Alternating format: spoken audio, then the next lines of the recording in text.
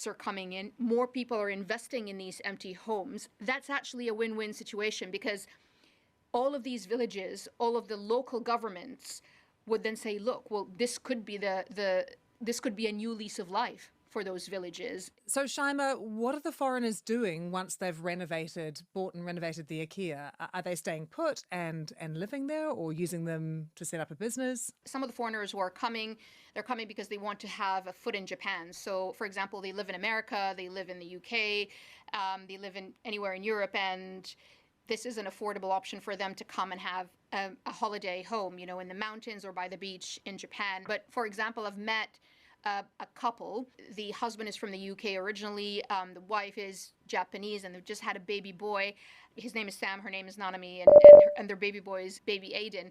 And Sam has been living in Japan for about 7 years, I think, or even more. And, Nanami's from Tokyo, and they've decided that they just wanted more for their money. So what was interesting about their case and their journey is that they almost paid the same amount of money Anton paid for his home. I think they paid $100,000, but their country home is a lot bigger. And when I asked Sam why he did it, he said, it's just bulks more that I can get for this kind of money in the UK. It's a huge house with a land and a big garden overlooking the mountains. It's just beautiful.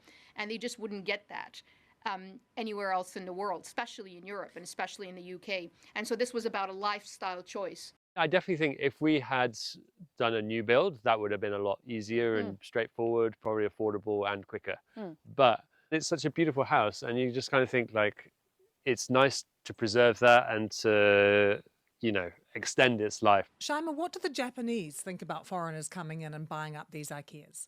So far, I don't think that we've seen any negative reaction, because remember, the foreigners who come here are not tapping into something that the Japanese want, or that the Japanese have expressed interest in. This is very much still a novel phenomena.